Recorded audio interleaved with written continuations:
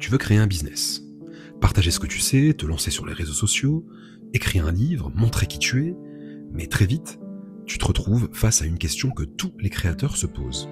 Est-ce que je fais ce qui me ressemble? Ou est-ce que je fais ce qui fonctionne? Ce qui attire les vues, ce qui va attirer les abonnés, ce qui vend? Et là, le vrai dilemme va commencer. Parce que ces deux chemins ne mènent pas toujours au même endroit. En marketing, il y a un principe fondamental. Le cerveau humain simplifie. On retient mieux ce qui est clair, identifiable, classable.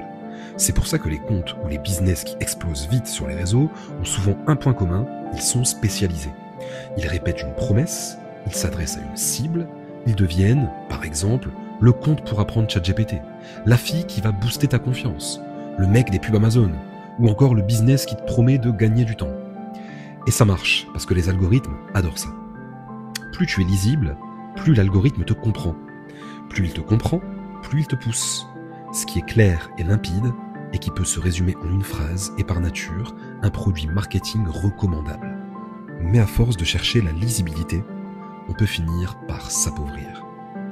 Parce que la vérité, c'est que l'humain est complexe et polyvalent. On a plusieurs facettes, et l'humain est généraliste par nature. Vouloir rentrer dans une case trop étroite, c'est parfois s'auto-saboter. À titre personnel, je suis enseignant dans plusieurs matières. L'économie, le droit, le management, la négociation, la vente, un peu d'anglais des affaires aussi.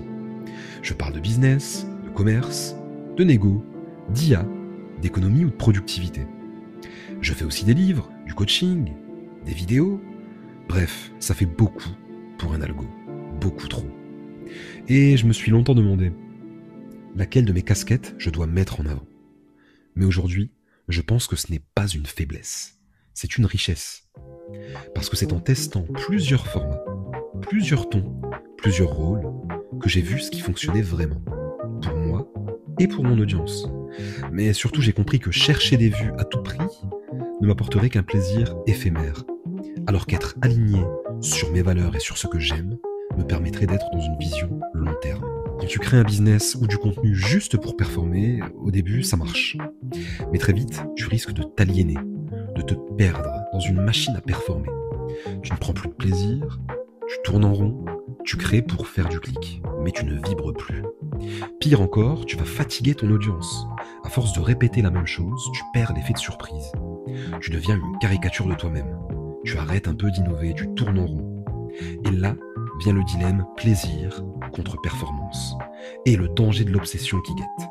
Alors oui, faire ce qui fonctionne, c'est important, mais si tu oublies pourquoi tu crées, tu finis par étouffer dans ta propre stratégie. Aujourd'hui, ce qui fait la différence, ce n'est donc plus juste la forme, ce n'est plus juste l'algorithme, c'est toi, ce que tu incarnes, ce que tu racontes, ce que tu transmets, l'authenticité, l'émotion et le fond. Alors oui, spécialise-toi si c'est fluide pour toi, sois lisible si ça t'aide, mais n'oublie jamais de rester vivant. Parce qu'un business puissant, c'est un business qui fonctionne et qui te ressemble. Et toi, tu crées pour qui?